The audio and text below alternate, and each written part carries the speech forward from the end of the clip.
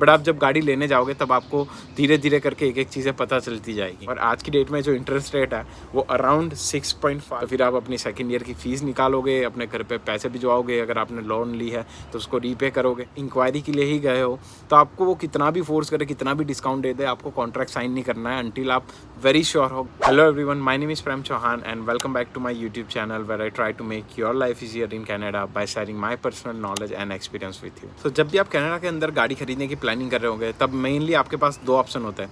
सबसे पहला ये होता है कि आप एक नई किसी ब्रांड न्यू गाड़ी को खरीदोगे, उसके ऊपर लोन लोगे, अगर आपके पास पैसे है तो उसको पूरा पे करोगे। और दूसरा ऑप्शन ये है कि आप कोई सेकेंड हैंड सी गाड़ी खरीदोगे जो 1 लाख 2 लाख 3 लाख किलोमीटर चली होगी और उसको टेम्पररी कुछ सालों के लिए आप यूज़ करने वाले होंगे। और अगर आप अभी ये वाला वीडियो देख रहे हैं तो आप आई इमेजिन कि आप अपने नियर फ्यूचर में कनाडा के अंदर गाड़ी खरीदने की प्लानिंग कर रहे होंगे या फिर थोड़ा बहुत इन्फॉर्मेशन गैदर करने की प्लानिंग कर रहे होंगे जो आपको आगे जाके काम में आएगी। सो सबसे पहले हम लोग बात कर लेते हैं एक फर्स्ट हैंड जो है नई सी ब्रांड न्यू गाड़ी खरीदने के बारे में और उसके रिलेटेड कितने एक्सपेंसेस होते हैं और क्या क्या ऐसी चीज़ें हैं जो आपने शायद तक पहले नहीं सोची होगी, बट आप जब गाड़ी लेने जाओगे तब आपको धीरे धीरे करके एक एक चीज़ें पता चलती जाएगी। सो उसके बारे में बात कर लेते हैं। In this scenario just consider a brand new car. कोई भी सिडान सी गाड़ी हम ले लेते हैं, जैसे एलेंट्रा हो गया, तो उसका जो बेस मॉडल, कोई भी सिडान आप गाड़ी लोगे उसका जो बेस मॉडल होगा वो अराउंड 25K से लेके 30K के अराउंड में उसकी प्राइस पड़ रही होगी। अब ये जो प्राइस होती है बेस प्राइस, उसके अंदर आपको एक फैक्टर ये कंसिडर करना है कि इसमें कोई भी चीज़ इंक्लूडेड नहीं होती है। जैसे विंटर टायर है, कोई स्पेशल मैट है, या फिर गाड़ी के अंदर कोई और आपको प्रोटेक्शन लेना है जैसे बम्पर का या विंडशील्ड का, तो कुछ भी इसमें इंक्लूडेड नहीं होता। ये सिर्फ बेस प्राइस है। अब ये बेस प्राइस के अंदर अगर आप चाहो तो ये सारी चीज़ें, प्रोटेक्शन, विंटर टायर्स और वो सारी चीज़ें ऐड करा सकते हो, बट मैं रिकमेंड ये करूँगा कि आप प्राइसेस जो है वो कंपेयर करें। ये जो 25-30K की प्राइस थी, उसके अलावा उसके ऊपर 12% अराउंड उसका जो HST है वो लगता है, तो आपको $2,500-3,000 और एक्स्ट्रा ऐड हो जाएंगे उसके अंदर। तो और एक चीज़ इसके अलावा ये होती है जो बहुत सारे लोग यहाँ पे लेते हैं और मैंने भी ली अपनी गाड़ी के अंदर, वो होती है ट्राइकल लॉस प्रोटेक्शन।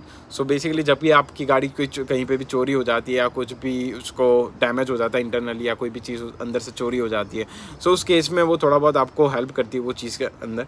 और उसकी भी कॉस्ट अगर आप गिनोगे तो 2-3 हज़ार 4 हज़ार के अराउंड में आएगी।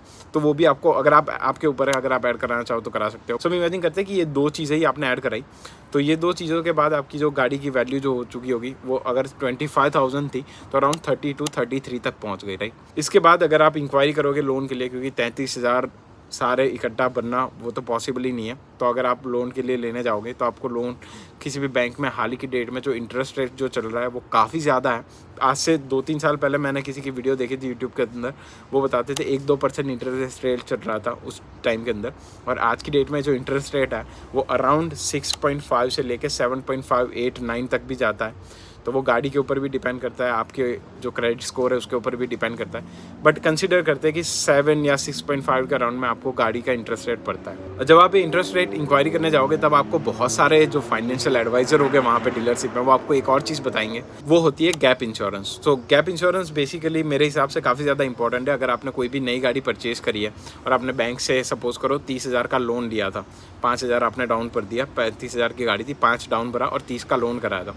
सो अगर गाड़ी का आपका बाई चांस कभी इन फ्यूचर टोटल लॉस हो जाता है और आपकी जो लोन थी वो 15,000 की बची हुई थी, बट गाड़ी का टोटल लॉस हो गया, तो आपको जो अमाउंट रीइंबर्स हुई इंश्योरेंस से या कहीं से वो 15,000 तक नहीं पहुंचती, कि इमेजिन करते हैं 8,000, 9,000 या 10,000 ही पहुंची, तो बाकी के जो 6, 7, 8,000 थे वो आपको अपनी जेब से देने पड़ते उस टाइम पे बैंक वालों को। सो ये जो गैप इंश्योरेंस होता है वो बेसिकली वो कवर करता है, तो उसके भी आप कॉस्ट ऐड करा सकते हो अगर आप ले रहे हो तो 3,000, 2,500, 3,000 या 4,000 के समथिंग में थी, मेरे को अभी परफेक्ट नहीं पता है। तो ये सारी चीज़ें मिलाने के बाद जो गाड़ी की प्राइस जो पहुँच जाएगी वो ऑन एन एवरेज 25-30 की गाड़ी होगी तो आपको 45 से लेके 47-50 तक गाड़ी की वर्थ जो होगी वो पहुंच जाएगी इंटरेस्ट रेट, और 7 साल की अगर आप इंस्टॉलमेंट कराओगे तो। और इंस्टॉलमेंट यहाँ पे मेनली ज़्यादातर लोग जो होते हैं वो बाई वीकली इंस्टॉलमेंट कराते हैं कि 15 दिन के अंदर आपके जो लोन होगी उसके पैसे आपके बैंक अकाउंट से कटते चले जाएंगे।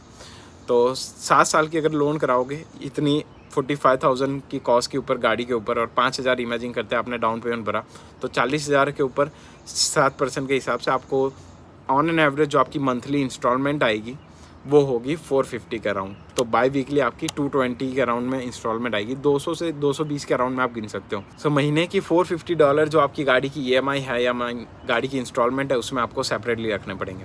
अब उसके अलावा जो गाड़ी का एक और खर्चा होता है, हम मंथली बेसिस पे कैलकुलेट करें तो दूसरा होता है वो होता है इंश्योरेंस। इंश्योरेंस बहुत सारी चीज़ों के ऊपर डिपेंड करता है, जैसे कि ऐप का एड्रेस हो गया, आप कौन सी लोकेशन पे रहते हो। अगर किचनर वाटरलू में रहते हो तो थोड़ा सा इंश्योरेंस कंपैरेटिवली चीप होगा।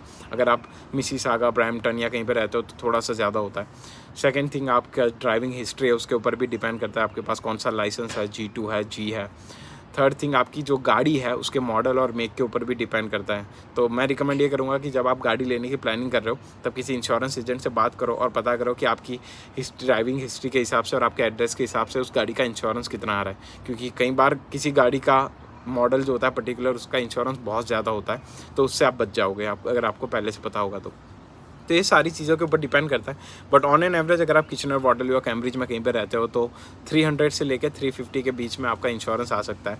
मेरा पर्सनली अराउंड 270 या 280 है, बट 300 तक आप एवरेज गिन सकते हो। उसके अलावा जो गाड़ी का एक खर्चा होता है वो होता है गाड़ी का कैश।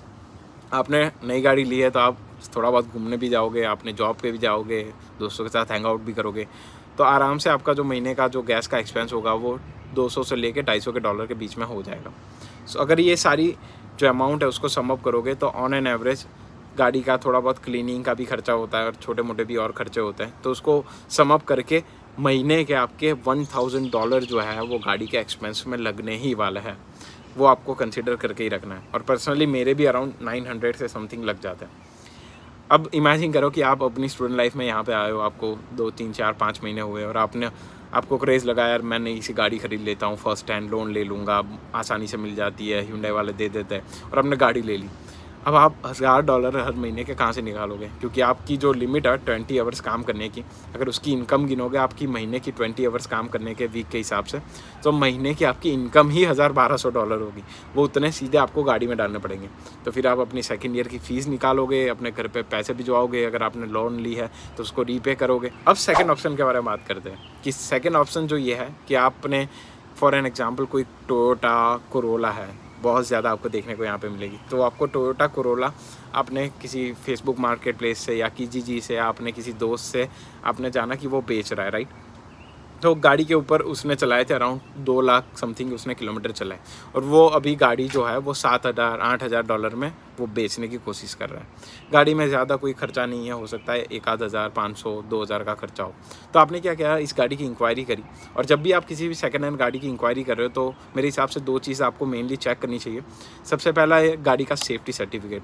ज़्यादातर केस में ओनर जो होते हैं वो आपको सेफ्टी सर्टिफिकेट करा के दे देते हैं। अगर नहीं दे रहे तो आपको किसी लोकल से मैकेनिक या कहीं पे भी जाके आप गाड़ी का सेफ्टी चेक करा सकते हो, ताकि आपको इंश्योर हो जाएगा कि गाड़ी में और ज़्यादा $5-10 का खर्चा आपको करने की ज़रूरत है या नहीं है। सेकेंड थिंग जो आपको चेक करानी है वो होती है कारफैक्स रिपोर्ट। सो बेसिकली हर एक जो गाड़ी यहाँ पे कनाडा में मैन्युफैक्चर होती है उसका एक विन नंबर होता है, व्हीकल आइडेंटिफिकेशन नंबर या व्हीकल आइडेंटिफाइड नंबर समथिंग कुछ होता है, 17 डिजिट का। वो गाड़ी के आगे भी लिखा हुआ होता है राइट साइड में विंडशील पे, अगर आप देखोगे तो विन नंबर से आपको गाड़ी की पूरी आप कारफैक्स रिपोर्ट चेक करा सकते हो। उसमें सारी डिटेल एक्सप्लेन होती है, गाड़ी की ओनरशिप कितने लोगों की थी, गाड़ी का एक्सीडेंट कितनी बार हुआ, गाड़ी की सर्विस कितनी बार हुई, कहाँ से परचेस हुई, फिर कहाँ गई हुई है, कौन से प्रोविंस से आई है, हर एक चीज़ आपको वहाँ पे रिपोर्ट में देखने को मिल जाएगी। सो ये दोनों चीज़ें आपने चेक करी, आपको पता चला चलो कंडीशन अच्छी है। 2 लाख किलोमीटर में आपने ली। टोयोटा के जो इंजन है वो काफ़ी ज़्यादा अच्छे होते हैं, 3 लाख 3.5 लाख तक तो आपको कोई प्रॉब्लम, मेजर प्रॉब्लम नहीं आएगी। थोड़ी बहुत छोटे मोटे खर्चे आ सकते हैं सेकेंड हैंड गाड़ी है तो आपने वो गाड़ी परचेज़ करी। अब 7000 अगर वो दे रहा था, फिर ओनरशिप के पेपर लेने में या ड्राइव लाइसेंस प्लेट लेने में और कुछ छोटा मोटा खर्चा मिला के मान लेते हैं $1000 लग गए, तो $8000 के अंदर आपको एक सेकेंड हैंड गाड़ी मिल गई जिसको आप और 1-1.5 लाख किलोमीटर तक चला सकते हो। यानी कि आपके जो 3-4 साल का जो ड्यूरेशन है उसमें आप वो सेकेंड हैंड गाड़ी को यूज़ कर सकते हो, जिसकी कंडीशन थोड़ी अच्छी है। अब इसमें होगा क्या, मेन जो पहले वाला जो केस हमने कंसिडर करा था जिसमें आप एक नई सी गाड़ी ले रहे हो, जिसमें आपने बहुत ज़्यादा अमाउंट की लोन लिया है, तो आपका जो लोन का पैसा था वो बच गया, आपको इंटरेस्ट नहीं देना पड़ रहा, वो भी बच गया। तो आपकी महीने की जो इंस्टॉलमेंट जो $440 आप उधर पे कर रहे थे वो यहाँ पे आपको देने की कोई भी ज़रूरत नहीं है। तो आपका गाड़ी का खर्चा क्या बचा? सबसे पहला जो था वो इंश्योरेंस, वो अराउंड 300 समथिंग में आपको पड़ जाएगा अगर आप इस एरिया में रह रहे हो तो, किचनर, वाटरलू, कैम्ब्रिज में। सेकेंड जो थिंग था वो गैस का, वो वैसे भी उसमें पड़ रहा था, वो भी अराउंड 200 में हो जाएगा।